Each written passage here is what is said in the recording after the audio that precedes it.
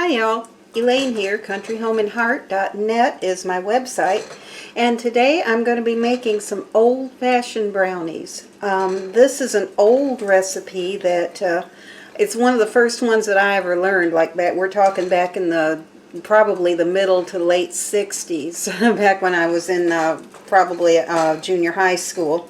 But I used to make this a lot when my brothers were young and we were all in school, and we used to come home from school, and they really liked me to do these whenever Mom had all the ingredients. So we're going to get this started.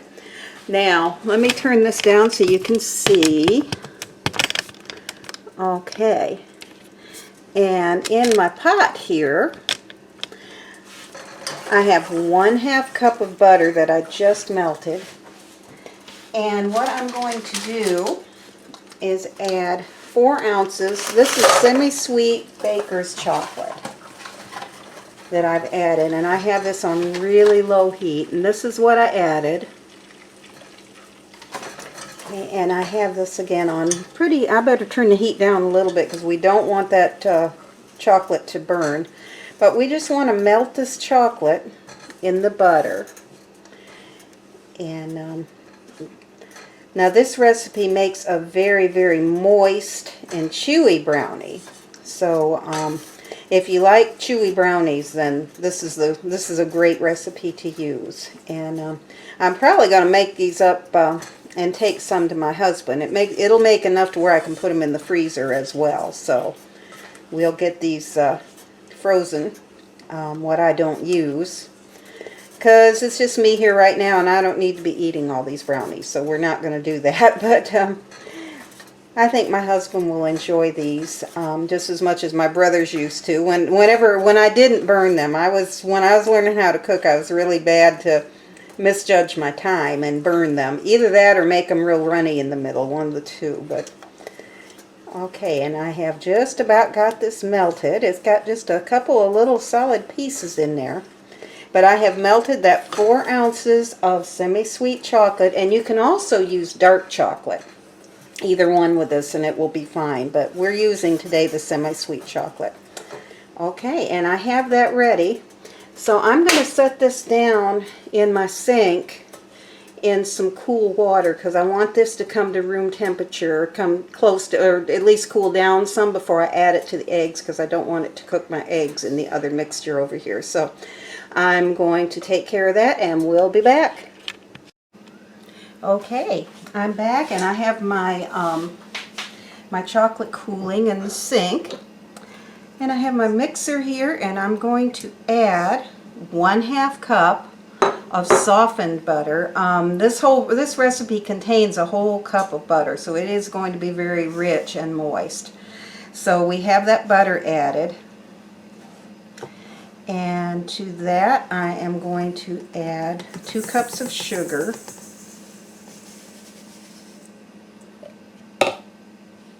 3 eggs, and I'm just going to dump those eggs right in. We don't need to worry about mixing them one at a time, or adding them one at a time and mixing. You know, this recipe is a little different, so we don't have to do that. Okay, and I am going to add a teaspoon. The recipe calls for a teaspoon, but I'm going to add about another 1/2 teaspoon because I just think that would be better. Like that a lot better. So we're going to, especially with this good vanilla that I have some really good vanilla extract that my daughter got me in Mexico. It's very, very good. Okay, so let's go ahead and mix this up. This is going to be a little bit noisy, so bear with me just for a minute.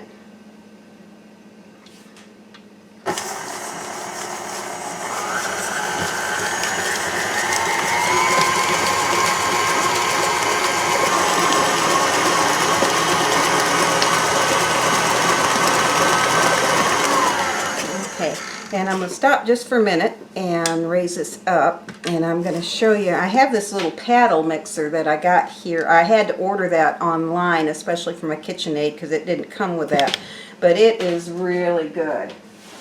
And what I want to do is just kind of scrape down my mixture a little bit from the sides. And I'm going to go ahead and beat this until it's light and fluffy, and when I do, we'll be back. Okay, we're back, and I have this beat until it was light and fluffy, as you can see that I've done. And my chocolate mixture is just barely warm. So I'm going to add this chocolate mixture right in, just like that. We're just going to put that right in there.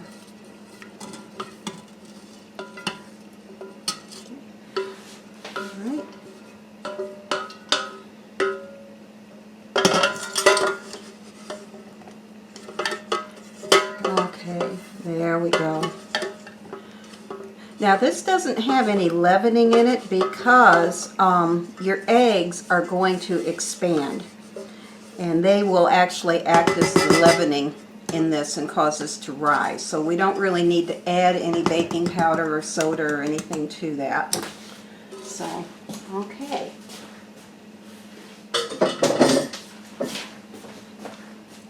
Alright, now I'm just going to mix this together. Might be a little noisy for a minute, but we don't need to do the heavy beating with this. Okay, and I'm just going to scrape this down, get it off the sides and off the bottom.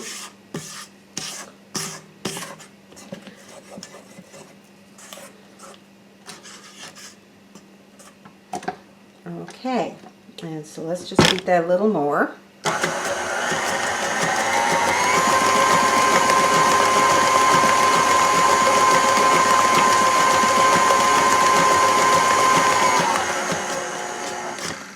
Alright, okay, and I'm just going to scrape that off of my beaters.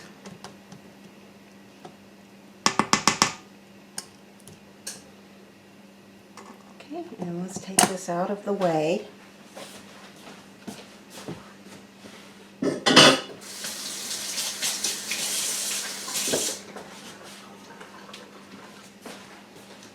Okay, now then, let me get this off of my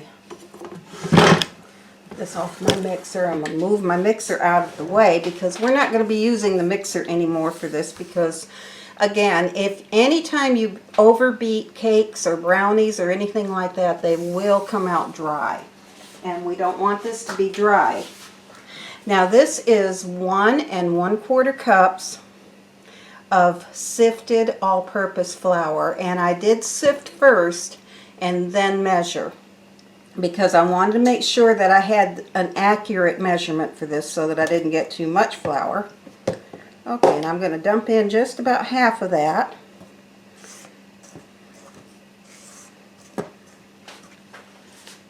And also at this time, I'm going to put in just about a 1/2 teaspoon of salt. So there that is. Alright, and we'll get this flour mixed in really, really good. Now I think I first did this recipe back in probably the 7th grade in my home economics class because I remember doing this a lot.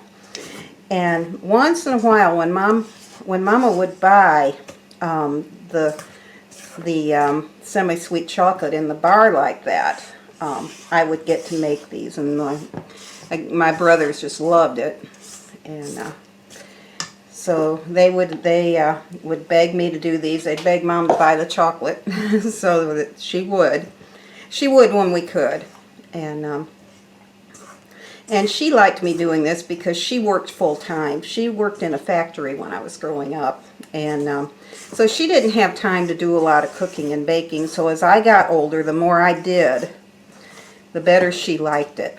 So, but this is going to come out very moist and chewy. Pretty much better than any mix really that I've had. I mean, the mixes are good, and they're real good in a pinch when you don't have a lot of time. But this I like so much better.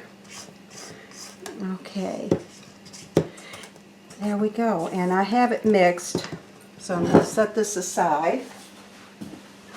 Bring over this is a 9 by 13 dish that I've spread with Crisco or shortening, and I have floured it. Now you want to make sure that you use shortening or Crisco or something like that and not butter, because butter will burn and cause them to scorch, so you don't want that to happen. All right, well, let's just pour this in.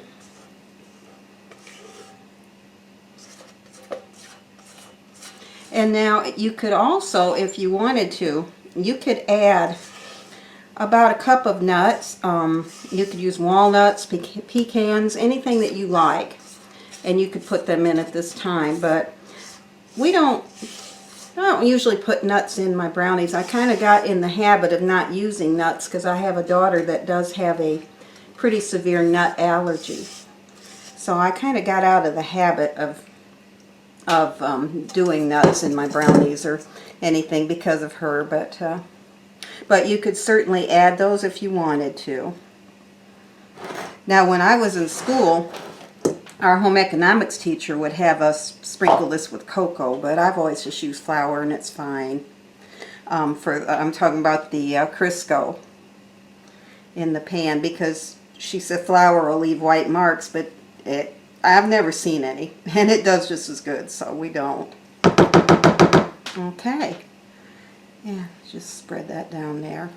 Okay, I always wash my hands before I start cooking, so I can make sure that everything's clean when I have to do little things like this. So, alright. Okay, so we're going to put this in the oven, and I'm going to check it in 30 minutes and see where we're at. So it'll take probably between 30 and 40 minutes in a 350 degree oven. So after I've gotten these out of the oven and checked them, we'll be back. Okay, I'm back, and the brownies are out of the oven, and they took probably, I think they took about 40 minutes in my oven to get done. So I had them in the glass pan. And here is what they look like. You can see they are extremely moist and chewy. And they're going to be very good. In fact, I'm going to take a taste of it so that you can see. All right.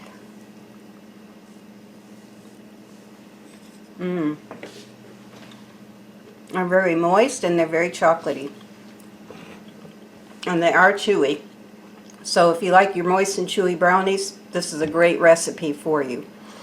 Okay, so I do thank you for watching, and I hope you try this recipe. And if you do, let me know in the comments of how you liked it. So, okay, so we're gonna go ahead and finish this brownie, and I will see you soon. So, and if you like this video, be sure to like and subscribe so that you can get more videos as I put them on. So, okay, so y'all have a great day, and thank you for watching. Bye for now.